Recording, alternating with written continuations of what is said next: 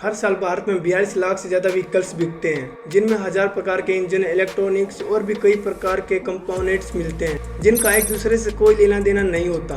और ये व्हीकल्स कितने भी डेफिनेट हो, लेकिन इन व्हीकल्स में एक चीज़ कॉमन होती है और वो है टायर। हाँ जी दोस्तों, आज हम बात करेंगे टायर्स इंडस्ट्री की, जिसको भारत पिछले 70 सालों से डोमिनेट करता आ रहा है। और एक ही नाम जिसको हम बार बार सुनते आ रहे हैं, वो टायर है MRF का टायर।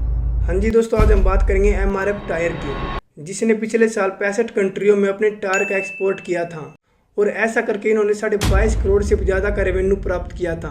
तो कैसे दोस्तों MRF इतनी बड़ी कंपनी बनी, जबकि इंडिया मोटर व्हीकल्स का नंबर तो दुनिया में काफ़ी कम है। चलिए इसे जानने की कोशिश करते हैं। इसे जानने के लिए हमें जाना पड़ेगा आज़ादी से 3 साल पहले चेन्नई के मद्रास क्रिश्चियन कॉलेज में, जहाँ पर के मम्मन मप्पिलाई अपनी पढ़ाई पूरी कर रहे थे। और पढ़ाई के साथ साथ ही वो सन 1946 में अपने घर को सपोर्ट करने के लिए घर घर में बलून्स बेचा करते थे। और 1949 के आते आते वो रबड़ के दूसरे आइटम जैसे कि टाइज और ग्लव्स भी बेचने लगे। और उसी दौरान भारत जैसे डेवलप देशों में ट्रेड आइटम्स की डिमांड बढ़ने लगी। मतलब कि जो टायर पूरी तरह से घिस चुके थे, उनके ऊपर की ग्रिप हट चुकी थी। ऐसे टायर्स पर रबड़ की एक नई लेयर चढ़ाकर उनको फिर से नया बना दिया जाता था। और इसी को देखते हुए KMG ने अपने भाई की मदद से 1952 में इसी की एक इंडस्ट्री लगाई और अपनी बेहतरीन क्वालिटी के चलते बड़े बड़े कंपनियों को हराकर 1956 में 50% से भी ज्यादा मार्केट को कैप्चर कर लिया। और इसी के बीच में आता है MRF की स्टोरी का बिजनेस का पहला लेसन।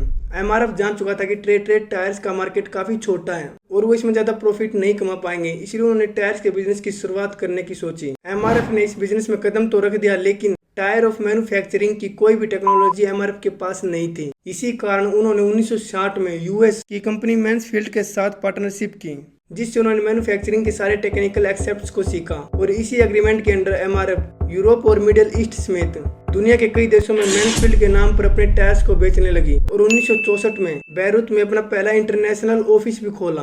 दूसरा लेसन है पॉलिटिकल इंटेलिजेंस। पहले इंडिया में दूसरी कंपनियों का राज चलता था और वो कंपनियां अपने हिसाब से मार्केट में टायर्स को डोमिनेट करती थी। और आजादी के बाद भारत ने कोल्ड वॉर में सोवियत यूनियन का साथ दिया था, जिसके चलते सरकार भी जानती थी कि अगर इंडिया किसी वॉर में फंसता है तो ये जो बाहर की कंपनियां ये उनकी सप्लाई को रोककर उनकी इकोनॉमी को घुटने टिका सकती हैं। और गवर्नमेंट की इसी चिंता को दूर करने के लिए MRF ने 1963 में वो फर्स्ट कंपनी बनी थी जिसने इंडिया में अपनी मैन्युफैक्चरिंग शुरू की थी, जिसका इनॉग्रेशन पंडित नेहरू ने खुद अपने हाथों से किया था। और इसी के कारण MRF को गवर्नमेंट कॉन्ट्रैक्ट्स भी बहुत सारे मिले, जिससे उन्हें दूसरे ब्रांड के साथ कम्पीट करने में आसानी हुई।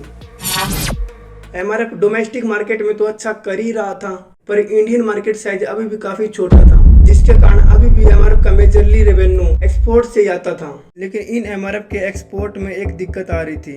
बदलते समय के साथ टायर्स में बहुत सारे टेक्निकल इनोवेशन हो रहे थे, जिसके कारण MRF कम्पीट नहीं कर पा रहा था। और MRF ने इस प्रॉब्लम का सोल्यूशन निकाला और कोलैबोरेशन करके, जिसने MRF को वर्ल्ड क्लास टेक्नोलॉजी एक्सेस नहीं दिया, बल्कि एक दूसरे प्रोडक्ट जैसे एयरक्राफ्ट टायर्स, कानवाई बेल्ट जैसे प्रोडक्ट भी ऐड किए।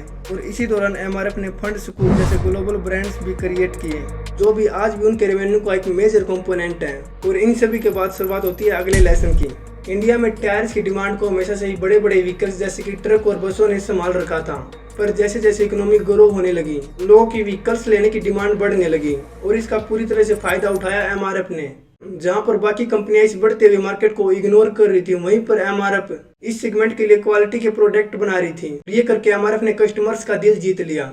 और इसी दौरान MRF ने ऑटोमोबाइल मैन्युफैक्चरिंग जैसे कि मारुति, टाटा, महिंद्रा के साथ स्पेशल कॉन्ट्रैक्ट किए, जिसके कारण इन गाड़ियों में MRF के टायर पहले से ही आने लगे। और अगर कस्टमर का एक्सपीरियंस पहली प्रोडक्ट से अच्छा रहा तो वह बार बार उसी प्रोडक्ट को चुनेगा, जिसका फायदा MRF को और उनको बने बनाए कस्टमर्स मिल गए। दोस्तों, इस सक्सेस स्टोरी का सबसे इम्पोर्टेंट आखिरी लेसन है, MRF ने अपने ब्रांड की वैल्यू बढ़ाने के लिए, अपने ब्रांड को यूनिक बनाने के लिए सोचा और देखा कि इंडिया में क्या चीज पॉपुलर है। तो उन्होंने पाया कि इंडिया में सबसे पॉपुलर क्रिकेट है। और फिर MRF ने मास्टर ब्लास्टर सचिन तेंदुलकर को MRF का ब्रांड एम्बेसडर बना दिया, जिसके कारण देश का बच्चा बच्चा MRF को जानने लगा। और इसी ट्रेडिनेशन को कंटिन्यू करते हुए MRF ने उसके बाद विराट कोहली को ब्रांड एम्बेसडर बना दिया, जिसके कारण कंपनी की मार्केट वैल्यू और भी बढ़ती चली गई। और जिसके कारण आज MRF का इंडियन शेयर मार्केट में सबसे महंगा स्टॉक मिलता है। दोस्तों, एक गुब्बारे बेचने से शुरू हुआ इस कंपनी का सफर आज दुनिया की सबसे सक्सेस स्टोरी में से एक है। ये थे दोस्तों MRF के कुछ ऐसे पॉइंट्स हैं जिनके कारण आज MRF यहाँ से यहाँ तक पहुँच पाई है। और आपको ये पॉइंट्स कैसे लगे हमें कमेंट करके जरूर बताएं। और अगर आपको यह वीडियो अच्छी लगी है, ये वीडियो आपको नॉलेजेबल लगी है, तो इस वीडियो को ज़्यादा से ज़्यादा शेयर करें और हमारे चैनल को सब्सक्राइब भी जरूर कर लें। तब तक मिलते हैं एक और ऐसी नॉलेजेबल वीडियो के साथ। तब तक जय हिंद, जय भारत।